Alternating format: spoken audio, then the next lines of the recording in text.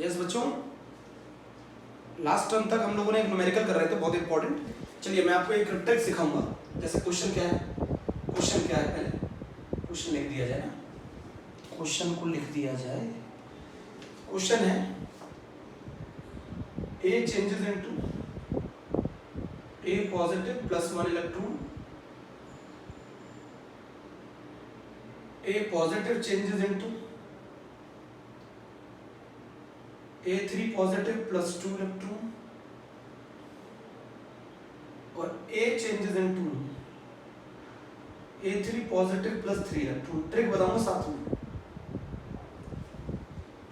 इसका E1 not है बच्चों x वोल्ट, इसका E2 नॉट है y वोल्ट, इसका E3 नॉट निकालना है, इसका E3 नॉट निकालना है। बच्चों अगर मैं बात करूं ये थर्ड वाली इक्वेशन जो है ये फर्स्ट और सेकंड से कैसे बनती है, चलिए सॉल्यूशन करते हैं ना, सॉल्यूशन करते हैं। मैंने क्या बताया था आपको, ऐसे बहुत सारे क्वेश्चन पूछे हैं, सॉल्यूशन करते हैं। तो A changes into A positive plus 1 electron. अब सुनो, ये हो गई फर्स्ट इक्वेशन। अगली इक्वेशन क्या होगी, A plus changes into A3 plus 2 electron. और तो इन दोनों से अगर मैं इन दोनों को ऐड कर दूं, तो ये A प्लस कैंसिल हो जाएगा। इक्वेशन क्या बन जाएगी, A से A3 प्लस 3 इलेक्ट्रॉन। मान लीजिए अगर इसका E1 नॉट x वोल्ट है, इसका E2 नॉट y वोल्ट है, तो इसका E3 not x plus y नहीं हो सकता, इसका E3 not x plus y नहीं हो सकता। बताओ क्यों नहीं हो सकता? बिकॉज पोटेंशियल जो है, इलेक्ट्रोड पोटेंशियल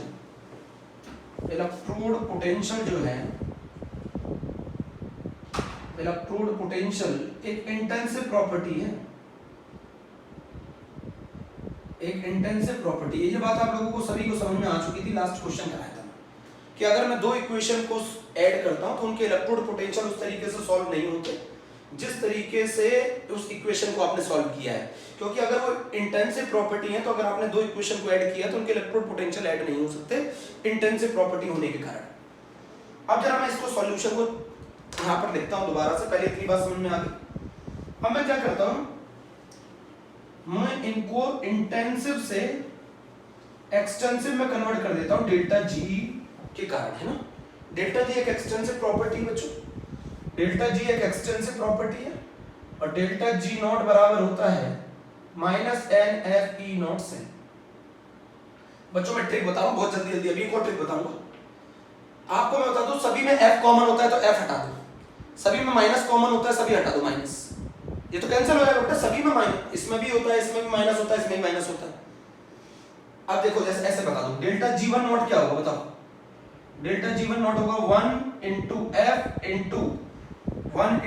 इंटू x होगा ना। डेल्टा जी2 नॉट कितना होगा, डेल्टा जी2 नॉट होगा 2 इंटू f इंटू y होगा। बोलो जल्दी, चलो अच्छा मैं ऐसे करके बता दूं तो आपको ट्रिक आसान लगेगी। जैसे मान लो इसका डेल्टा जी1 नॉट कितना होगा, डेल्टा जी1 नॉट होगा माइनस का n1 f e1 नॉट है। डेल्टा जी2 नॉट कितना होगा, डेल्टा जी2 नॉट कितना होगा माइनस का n2 f e2 नॉट। अच्छा डेल्टा जी3 नॉट कितना होगा, माइनस का n3 f e3 नॉट। तीनों में से कौन कौन कैंसिल हो जाएंगे अगर जब आप इनको करोगे तो ये बताओ, फर्स्ट और सेकंड को आपने क्या किया है, ऐड किया ना, फर्स्ट और सेकंड को ऐड किया, थर्ड मिला है। फर्स्ट और सेकंड को ऐड करने से बच्चों थर्ड मिला है, फर्स्ट और सेकंड को ऐड करने से थर्ड मिला है। तो मैं लिख सकता हूं ना डेल्टा जी3 nought is equals to delta जी1 नॉट प्लस डेल्टा जी2 नॉट, लिख सकता हूं ना डेल्टा जी3 नॉट ये एक्सटेंसिव प्रॉपर्टी है, डेल्टा जी3 nought is equals to delta जी1 नॉट प्लस डेल्टा जी2 नॉट। डेल्टा जी3 नॉट क्या होता है, सभी में से माइनस हटा दो, सभी में से F हटा दो, तो ये क्या बन जाएगा N3E3 not is equals to N1E1 not plus N2E2 not. तो मुझे जरा बता दो E3 नॉट क्या होगा। E3 नॉट होगा N1E1 not plus N2E2 not divided by N3।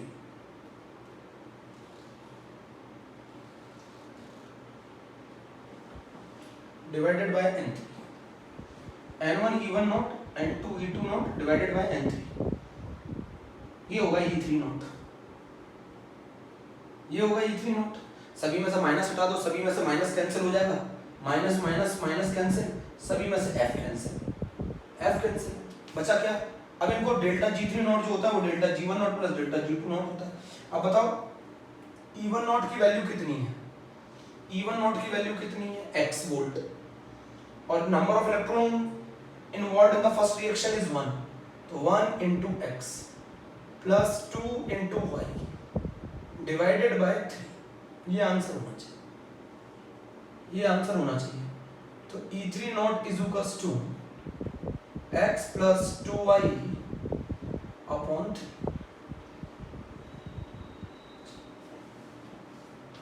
एक तो ये तरीका था क्वेश्चन करने का, ठीक है। एक और तरीका बताता हूँ, पहले नोट कर लो इसको। एक और तरीका बताता हूँ, रफ कर दो उसको, रफ कर दो। एक और तरीका बताता हूँ। तरीका क्या है, सुनना बहुत ध्यान से।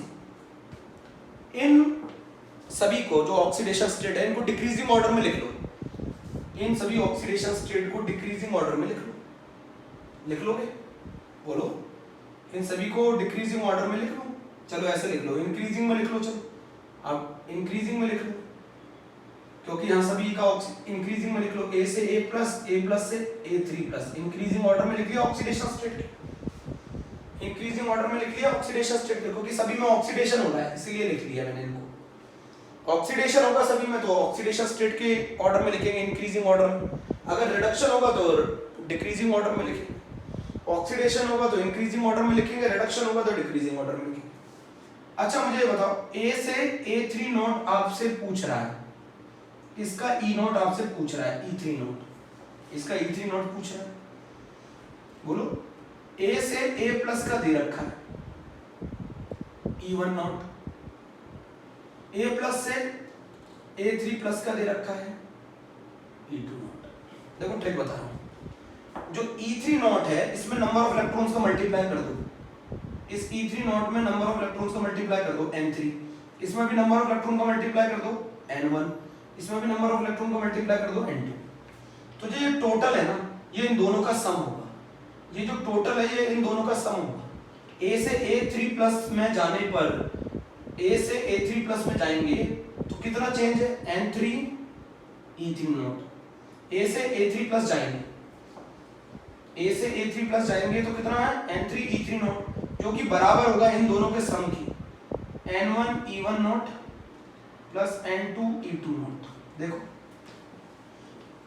आपको नंबर ऑफ इलेक्ट्रॉन से मल्टीप्लाई करना पड़ेगा, क्योंकि ये इंटेंसिव प्रॉपर्टी है, ये ऐड नहीं हो सकती।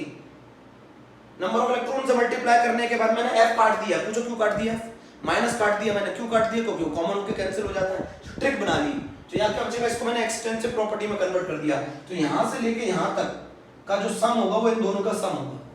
यहाँ से A से A3 प्लस जाओगे तो इन दोनों इक्वेशंस का सम होगा, तो इनके पोटेंशियल ऐड हो गए। N3 E3 not is equals to N1 E1 not plus N2 E2 not.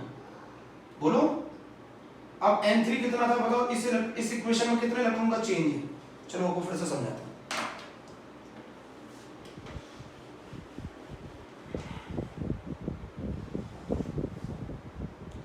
आप समझो, इन सभी को ऑक्सीडेशन स्टेट के ऑर्डर में लिख लो। A से A प्लस और A प्लस से A3 प्लस। अगर आप A से A3 प्लस में जाएंगे तो इस केस में जो पोटेंशियल है वो है E3 नॉट और नंबर ऑफ इलेक्ट्रॉन इन्वॉल्वड है वो है N3। A से A प्लस में जाएंगे तो नंबर ऑफ इलेक्ट्रॉन इन्वॉल्वड है, पोटेंशियल इन्वॉल्वड है E1 नॉट, इलेक्ट्रॉन इन्वॉल्वड है N1। A से A3 प्लस में जाएंगे, नंबर ऑफ इलेक्ट्रॉन इन्वॉल्वड है N2 और ये है E2। तो अभी मैंने बताया था एक्सटेंसिव प्रॉपर्टी ए से A3 प्लस में जाने के लिए जो A से A3 प्लस जो जाओगे वो सम होगा A से A प्लस में जाने पर और A प्लस से A3 प्लस में जाने में, तो वो सम होगा N1 E1 not plus N2 E2। यही रिजल्ट आया था। आप चेक करो, आपने पिछले क्वेश्चन में लॉन्ग मेथड से यही रिजल्ट लेके आए थे। A से A3 प्लस में जाओगे तो मैं अब देखो इस चीज को मैंने निकाला कैसे, ये समझो। इस चीज को मैंने ऐसे निकाला बेटा, A से A3 प्लस में जाने में जो चेंज है वो है डेल्टा G3 नॉट का, सही है? ऐसे लिखना है, आपको अभी समझ में आ जाएगा। और A से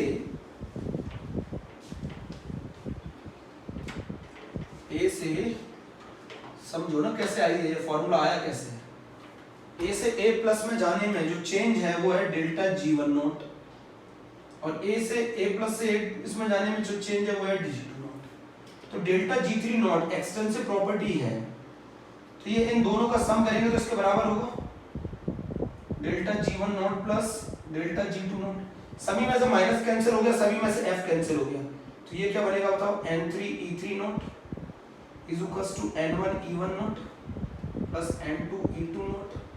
आपको निकालना E3 नॉट है, तो E3 not is equals to N1 E1 not plus N2 E2 not divided by N3।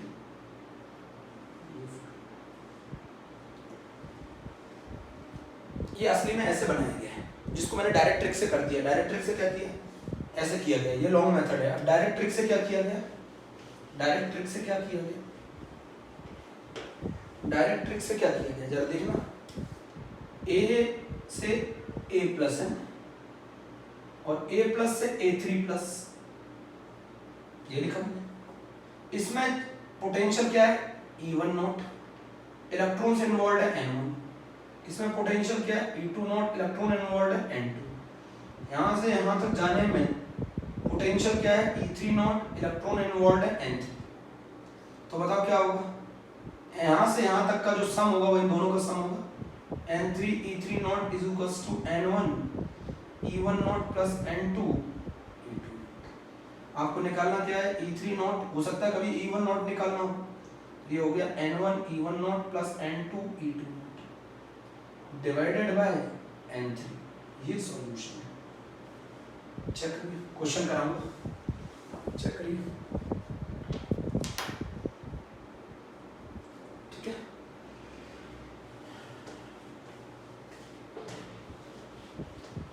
बच्चों इलेक्ट्रोड पोटेंशियल तो उसमें जब आप n मल्टीप्लाई करते हो ना तो वो किस में चेंज हो जाता है, एक्सटेंसिव प्रॉपर्टी में चेंज हो जाता है। तो मैंने उसे एक्सटेंसिव बना लिया n से मल्टीप्लाई करके और मेथड लगा दिया। अच्छा मैं ऐसे लिख सकता हूँ ना, जैसे समझो x से y ये समझो और y से z। तो अगर मैं आपसे पूछूं कि मुझे x से z पहुंचना है, मान लो x से z में पहुंचने में डेल्टा G3 नॉट लग रहा है और x से y में पहुंचने में डेल्टा G1 नॉट लग रहा है, y से z में पहुंचने में डेल्टा G2 नॉट लिख रहा है।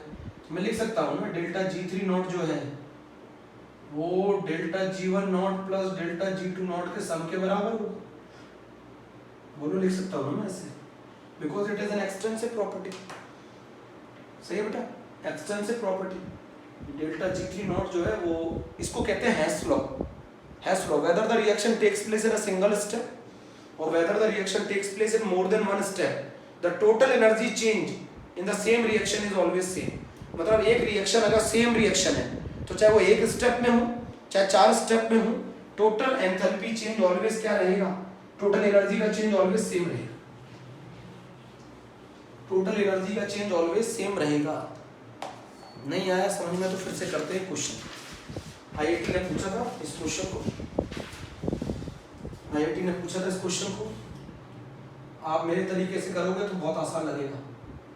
ये सभी का कौन सा पोटेंशियल दे रखा है, रिडक्शन पोटेंशियल। मतलब आपको ऑक्सीडेशन स्टेट डिक्रीजिंग ऑर्डर में लिखनी पड़ेगी। E not of Fe2 positive से Fe माइनस का 0.44 वोल्ट। क्या पूछ रहा है, E not of Fe3 positive से Fe2 पॉजिटिव पूछ रहा है, ये पूछ रहा है। चलिए क्या करते हैं, ऑक्सीडेशन सभी का रिडक्शन इक्वेशन नहीं बनाते, आप इनको डिक्रीजिंग ऑर्डर में लिख लो। एक तो Fe3 पॉजिटिव ऑक्सीडेशन स्टेट है, बीच में और कौन सी है, एक अमन Fe2 पॉजिटिव है, शिवम है ना, और एक और ऑक्सीडेशन स्टेट कौन सी है, एक oxidation state Fe। Fe3 positive से Fe2 पॉजिटिव में पहुंचने में मान लो N1E1 नॉट है, Fe2 पॉजिटिव से Fe में पहुंचने में N2E2 नॉट है, Fe3 पॉजिटिव से Fe में पहुंचने में N3E3 नॉट। पक्का?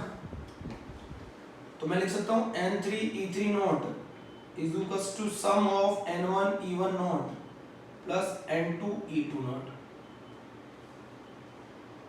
अब N1 कितना, इस इक्वेशन में इलेक्ट्रॉन का चेंज कितना है, एक इलेक्ट्रॉन का चेंज है, और पोटेंशियल कितना है इसका, Fe3 पॉजिटिव से Fe2 पॉजिटिव निकालना है, मतलब इस वाले केस को निकालना है, ये वाला केस हमें निकालना है।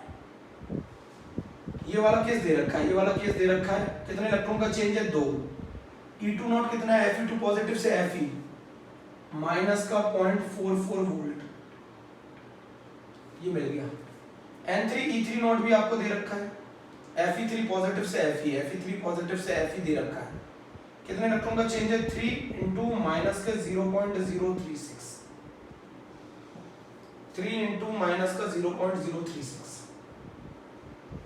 तो N3 कितना हो गया, 3 इंटू माइनस का 0.036, 3 इंटू माइनस का 0.036, बोलो। Fe3 पॉजिटिव से Fe का दे रखा है ना, ये दे तो रखा है, Fe3 पॉजिटिव से Fe का माइनस का 0.036, n से मल्टीप्लाई कर दो, x10 से बन गए 3 इंटू माइनस का 0.036। N1 कितना है, 1 इलेक्ट्रॉन का चेंज, E1 नॉट निकालना है, क्या निकालना है, Fe3 पॉजिटिव से Fe2 पॉजिटिव निकालना है। N2 दे रखा है, कितना दे रखा है, 2 इंटू माइनस का 0.44 वोल्ट, ये आईआईटी का क्वेश्चन था। बताओ E1 नॉट कितना आ गया, E1 नॉट आ गया 0.770 वोल्ट। अगर आपको अच्छा ये रिएक्शन एक स्टेप में कर रखी है यहाँ तक है ना, और यहाँ कर रखी है 2 स्टेप में, तो जो ये चेंज है चाहे एक स्टेप में हो चाहे 2 स्टेप में, दोनों बराबर होंगे ना, तो इसीलिए तो N3E3 नॉट N1E1 नॉट और N2E2 नॉट के बराबर होगा सम के, इसीलिए N3E3 नॉट N1E1 नॉट और N2E2 नॉट के सम के बराबर होगा। ये क्वेश्चन आया था जी में 2009 में, ये क्वेश्चन आया था जी में 2009 में। मान लो किसी बच्चे को ये क्वेश्चन करने में दिक्कत आती है, तो फिर वो लॉन्ग मेथड यूज कर सकता है, डेल्टा जी निकाले, दोनों इक्वेशन को सॉल्व करे, जैसे इक्वेशन को सॉल्व करेगा उसी तरीके से डेल्टा जी को सॉल्व करेगा। चलिए एक और क्वेश्चन कराता हूँ, आप इक्वेशन में देख लिया करो ना कौन कौन सी ऑक्सीडेशन स्टेट इन्वॉल्व है, आप इक्वेशन में देख लिया करो, ये सारे क्वेश्चन जी के हैं, ये स्कूल लेवल के क्वेश्चन नहीं है। चलो क्वेश्चन दे रखा है, E not of Cu positive से Cu2 पॉजिटिव इज माइनस का 0.153 volt, E not of Cu positive से Cu हमें निकालना है, E not of Cu2 positive से Cu हमें दे रखा है 0.34 वोल्ट। चलो ऑक्सीडेशन स्टेट के डिक्रीजिंग ऑर्डर में लिख लो। चलो कौन कौन सी ऑक्सीडेशन स्टेट है, एक तो Cu2 पॉजिटिव है, सही है, एक Cu पॉजिटिव है, एक Cu है। Cu2 पॉजिटिव से Cu में जाने में जो चेंज आएगा वो आएगा 2 इलेक्ट्रॉन का, और पोटेंशियल कितना है 0.34, ये दे रखा है। Cu2 पॉजिटिव से Cu का पोटेंशियल दे रखा है 0.34, number of electron change is 2 into 0.34। Cu positive से Cu का पोटेंशियल निकालना है, इसमें कितना इलेक्ट्रॉन का चेंज है 1 into E2 नॉट, ये निकालना है। Cu2 पॉजिटिव से Cu का दे रखा है, नहीं उल्टा दे रखा है, Cu2 पॉजिटिव से Cu का नहीं दे रखा, Cu पॉजिटिव से Cu2 पॉजिटिव का दे रखा, रिवर्स कर दो, रिवर्स कर दोगे तो ये चेंज हो जाएगा, E not of Cu2 positive से Cu पॉजिटिव चेंज कर दो साइन 0.153, इसमें कितना इलेक्ट्रॉन का चेंज है 1 into 0.153, बोलो सही लिखा है।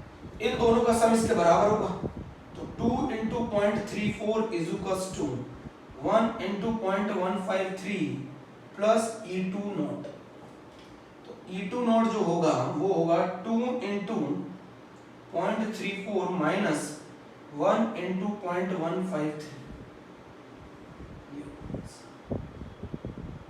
लॉन्ग कट मेथड में पहले ही बता चुका हूँ, ये शॉर्टकट मेथड है भैया। ये वाला पोटेंशियल अगर नहीं दे रखा हो, अगर ये वाला पोटेंशियल नहीं दे रखा हो तो इसका रिवर्स दे रखा है, साइन चेंज कर दो, ये मिल जाएगा। तो Cu2 पॉजिटिव से Cu में पहुंचना, अगर दो स्टेप में पहुंचोगे, एक स्टेप में यहाँ से ये पोटेंशियल आ रहा है, दो स्टेप में पहुंचोगे ये आएगा, तो इन दोनों का सम मिला के इसके बराबर होगा। एक्सटेंसिव प्रॉपर्टी है ना डेल्टा जी, आप n से मल्टीप्लाई करके इलेक्ट्रोड पोटेंशियल को एक्सटेंसिव बना देते हैं। आप n से मल्टीप्लाई करके इलेक्ट्रोड पोटेंशियल को एक्सटेंसिव बना देते हैं। चलिए हेडिंग डालिए एप्लीकेशन ऑफ नस्ट इक्वेशन। बच्चों अभी भी समझ में नहीं आया आपके, एप्लीकेशन ऑफ नस्ट इक्वेशन।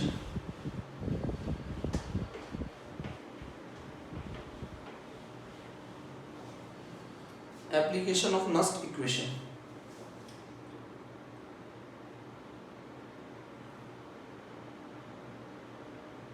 अच्छा एक ट्रिक और बता दूं, चलो ट्रिक बता दूं, एक एप्लीकेशन से पहले ट्रिक बता दूं। जैसे मान लो इधर देखो, एक इक्वेशन दे दूं आपको मैं सेल की, Al से Al3 पॉजिटिव है ना, बीच में सॉल्ट ब्रिज, निकल 2 पॉजिटिव, एक्वस, सभी एक्वस है बच्चों, इसमें गैसेस के लिए वैलिड नहीं कहानी है ना, निकल।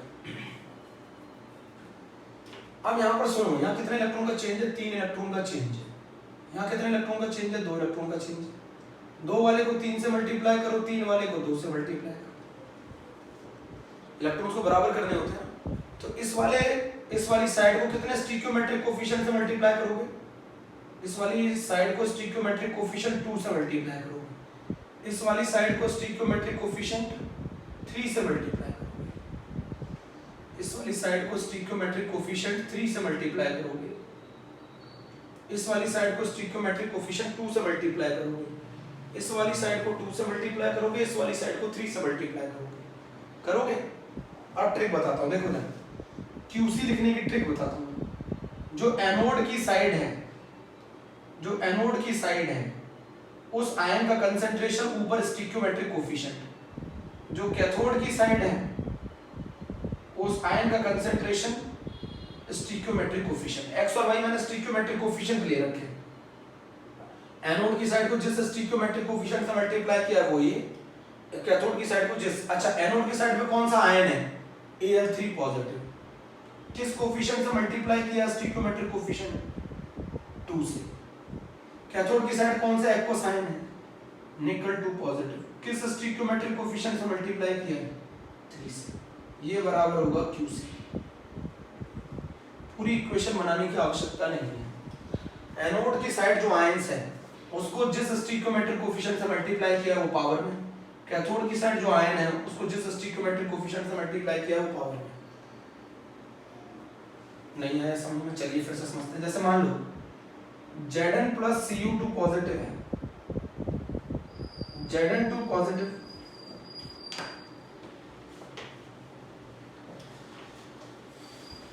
बच्चों इलेक्ट्रॉन को कैंसिल करना पड़ता है ना रेडॉक्स में।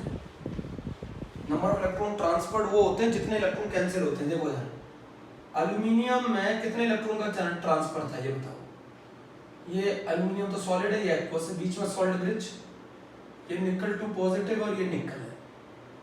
ये कौन सी साइड के आयन है? कैथोड साइड के। ये वाली कौन सी साइड के आयन है? एनोड साइड के। इसमें कितने इलेक्ट्रॉन का चेंज हो रहा है? 3 इलेक्ट्रॉन, तो इसको मल्टीप्लाई करना पड़ेगा 2 से। इसमें कितने इलेक्ट्रॉन का चेंज हो रहा है? 2 का, तो इसको मल्टीप्लाई करना पड़ेगा 3 से। मैंने QC निकालने का तरीका क्या बताया? एनोड पे जो आयन है, एनोड पे जो आयन है उसका कंसंट्रेशन स्टिक्योमेट्रिक कोफिशिएंट पावर में, कैथोड पे जो आयन है उसका कंसंट्रेशन स्टिक्योमेट्रिक कोफिशिएंट पावर में। चेक करो, एनोड पे जो आयन है, कैथोड पे जो आयन है उससे। अब जरा देखो, कॉपर से कॉपर 2 पॉजिटिव, बीच में सॉल्ट ब्रिज Ag पॉजिटिव से Ag। यहाँ कितने इलेक्ट्रॉन का ट्रांसफर है? यहाँ 2 इलेक्ट्रॉन का ट्रांसफर है। यहाँ कितने इलेक्ट्रॉन का ट्रांसफर है, एक इलेक्ट्रॉन का ट्रांसफर है। इसको 2 से मल्टीप्लाई कर दो, इसको 1 से मल्टीप्लाई, इसको 2 से, इसको 1 से, इसको 2 से, इसको 1 से कर दिया। यहाँ कौन सा साइड का आयन है, QC लिख रहा हूँ, यहाँ कौन सा आयन है, Cu2 पॉजिटिव, Cu2 पॉजिटिव की पावर हो। यहाँ कौन सा आयन है, Ag पॉजिटिव की पावर। चेक करो, डायरेक्ट अगर आपको इक्वेशन दे रखी है तो आप QC लिख सकते हैं, बट याद रखना ये सभी एक्वस फेज के लिए वैलिड है ना। QC तो लिखा ही जाता है एक्वस के लिए। नहीं आया समझ, नहीं आया अभी। अच्छा बताओ, मैंने नस्ट इक्वेशन बताई थी, मैंने नस्ट इक्वेशन बताई थी। नस्ट इक्वेशन क्या होती है, ई सेल बराबर E naught cell minus 0.059 upon n log base 10 QC। QC लिखने का तरीका क्या है, प्रोडक्ट का कंसंट्रेशन, स्टिकियोमेट्रिक कोफिशिएंट, रिएक्टेंट का कंसंट्रेशन, स्टिकियोमेट्रिक कोफिशिएंट, प्योर सॉलिड और प्योर लिक्विड का कंसंट्रेशन 1। अच्छा मैंने आपको ये भी सिखाया ई नॉट सेल कैसे निकालते हैं, जिसका ऑक्सीडेशन हो रहा है उसका ऑक्सीडेशन पोटेंशियल, जिसका रिडक्शन हो रहा है उसका रिडक्शन पोटेंशियल। ऑक्सीडेशन पोटेंशियल ले लो एनोड का, रिडक्शन पोटेंशियल ले लो कैथोड का, दोनों को ऐड कर दो, ई नॉट सेल आ गया। एन का मतलब क्या है, number of electrons involved. N का मतलब क्या है, number of electrons involved in a reaction, ये मतलब है। QC का मतलब है, नस्ट इक्वेशन हमें बताती क्या है, effect of concentration, partial pressure generally है ना, on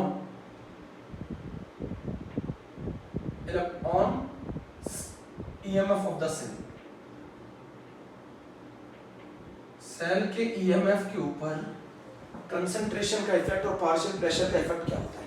ये कंप्लीट सेल के लिए इक्वेशन है, ये कंप्लीट सेल के लिए इक्वेशन है, ये कंप्लीट सेल के लिए इक्वेशन है। प्रोडक्ट का कंसंट्रेशन अपॉन रिएक्टेंट का कंसंट्रेशन।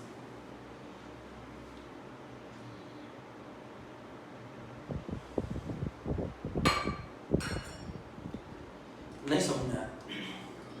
अब मैं आपको क्या बता रहा था कि QC कैसे निकालते हैं, मैं आपको बता रहा था कि QC कैसे निकालते हैं। QC की ट्रिक बताई, जैसे मान लो मैं आपको एक सेल दे दूं, Zn से Zn2 पॉजिटिव, ऐसी सेल जो NCERT में आती है, बीच में सॉल्ट ब्रिज, और यहाँ दे दूं कॉपर 2 पॉजिटिव से कॉपर। यहाँ कितने इलेक्ट्रॉन का चेंज है, 2, यहाँ में भी कितना है 2। इसको कितने स्टिकियोमेट्रिक कोफिशिएंट से मल्टीप्लाई करोगे, 1। इसको कितने स्टिकियोमेट्रिक कोफिशिएंट से मल्टीप्लाई करोगे, इसको मल्टीप्लाई करोगे 1 से, इसको भी करोगे 1 से। ठीक है, खत्म। QC कैसे लिखोगे बताओ, एनोड साइड पे कौन है, Zn2 पॉजिटिव, स्टिकियोमेट्रिक कोफिशिएंट पावर में। कैथोड साइड पे कौन है, कॉपर 2 पॉजिटिव, स्टिकियोमेट्रिक कोफिशिएंट पावर। ये तरीका है QC लिखने का, ये ट्रिक है QC लिखने की।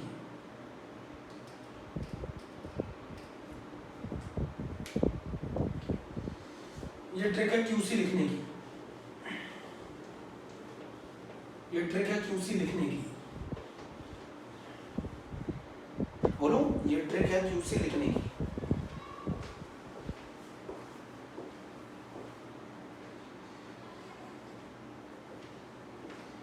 देखो आपको ये समझना पड़ेगा। देखो एक चीज बताओ मुझे, मैंने आज को आपको फॉर्मूला पढ़ाया था, डेल्टा G बराबर क्या होता है, -NFE सेल। अगर सेल है, कंप्लीट सेल है, तो यहाँ E सेल आएगा, और अगर कंप्लीट सेल नहीं है तो उस इलेक्ट्रोड का पोटेंशियल आएगा।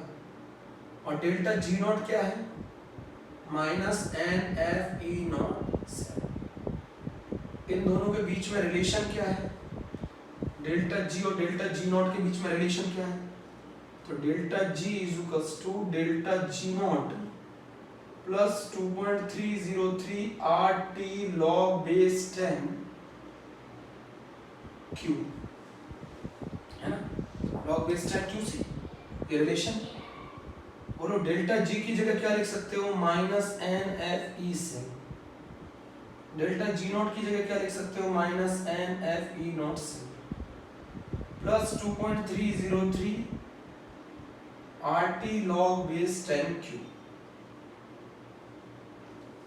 डिवाइड कर दो सभी को माइनस एन एफ से, ये बन गया ई सेल और ये बन गया ई नॉट सेल और ये बन गया माइनस के 2.303 RT upon N F log base 10 Q।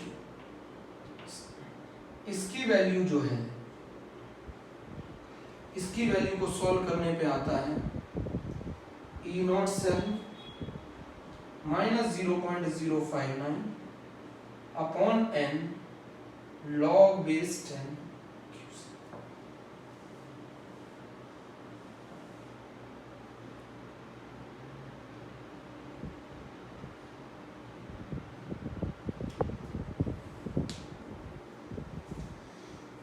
E cell बराबर ई नॉट सेल माइनस 0.059 किसी। आपको ये हर फॉर्मूला समझना है। डेल्टा जी नॉट एक एक्सटेंसिव प्रॉपर्टी है, डेल्टा जी नॉट एक एक्सटेंसिव प्रॉपर्टी है,